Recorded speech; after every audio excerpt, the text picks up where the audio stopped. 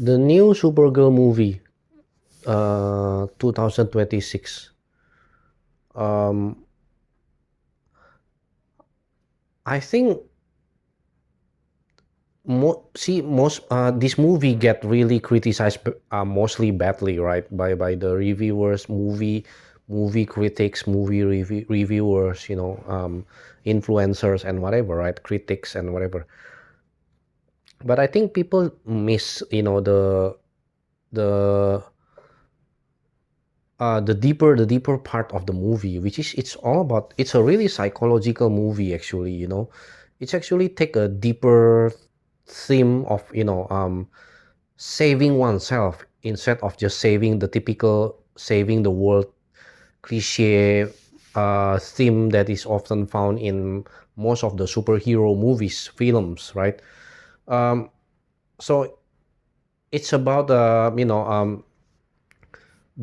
psychological it's basically a psychological movie film, so it kind of digs deeper into things, stuff like trauma, the dark, the dark past, the background and everything, and the impact, and even it even get into the the grief, the grieving process, and then the loss, and then even touch a little bit, deeply actually about philosophically, like existential crisis, for example, identity crisis.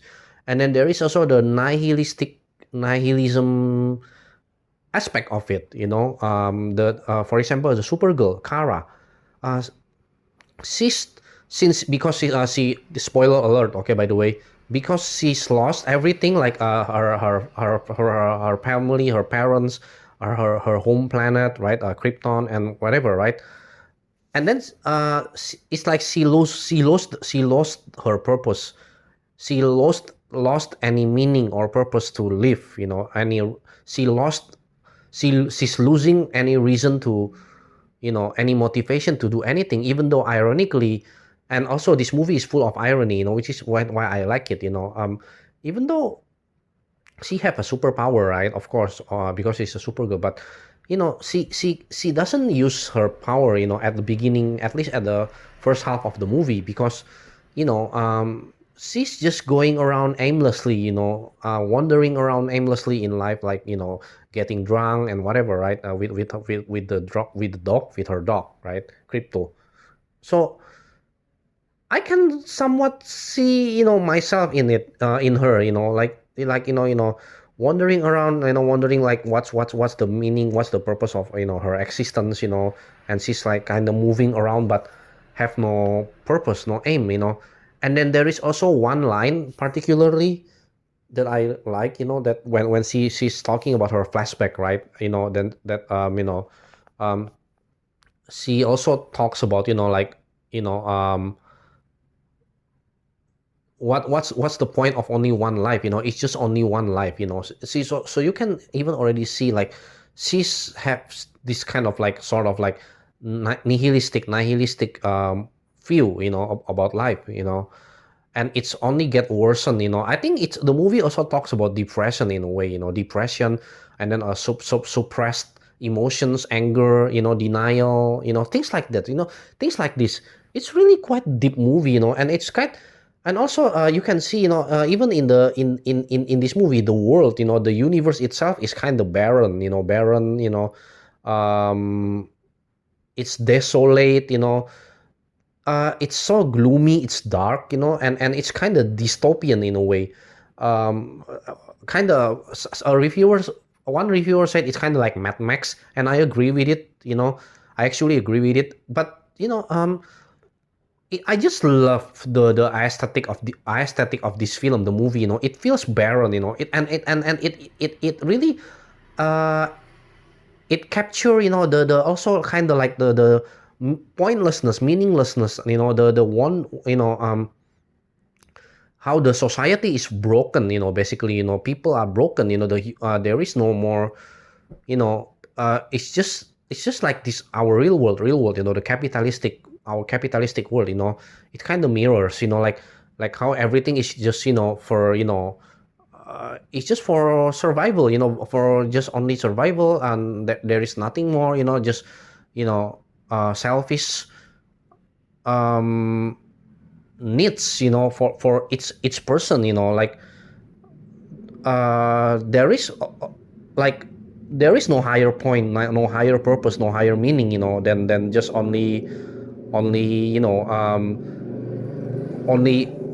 survival, and that's it, and with all this background, the movie I think the movie really becomes, becomes and then also, oh yeah, and then the scene of the super spoiler alert, the Supergirl dying, right? The one with the green sun and the yellow sun, it's I really like it. I really love it, like it's symbolized symbolically, um represents the emptiness, the darkness, the hopelessness, and then she also talks about, in a way, like religion, like God, right? Like how, on also the irony of the movie, like her planet, her home planet, Krypton, even though it's kind of it's she also talks about luck, right? She at first, her father, is it Zor-El or something like that?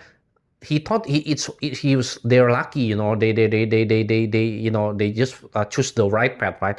But then it turns out it's actually a wrong path, because and then she talks, when she's mentioned the flashback, she mentioned about, God is not that graceful enough, God actually, if there is a God, the gods let them suffer, not instantly, but like actually like 8 or 9 years, I think. I kind of forgot, and yes, even the parents get sick, right, because of the Kryptonian minerals.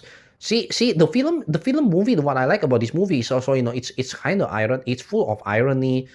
Like, for example, Supergirl has superpower, right?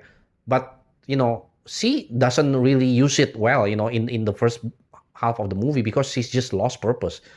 So you can see, like people, it's absurd, like it talks about life's absurdity, which is kind of deep, like I don't know. I think all this, to be very honest, I think all these reviewers, the critics, people just most people just miss the important point of this movie, which is sad, like, really, that's why, I think it's got unfairly criticized, unfairly bashed, the movie is not that bad, I can think of really, really much more worse superhero movies. There's a lot, but not this one, I think this one, it really digs more deeper, more personal, and I can actually kind of relate, in a way. I can see myself, in Kara, in Supergirl, and things like that. I think like this, it talks deeply, it talks personally, into you, maybe perhaps only some, or even just few people, like me, for example, that's why I think it's really a good movie, surprisingly, really. So I think people just miss the point, of this movie, Supergirl.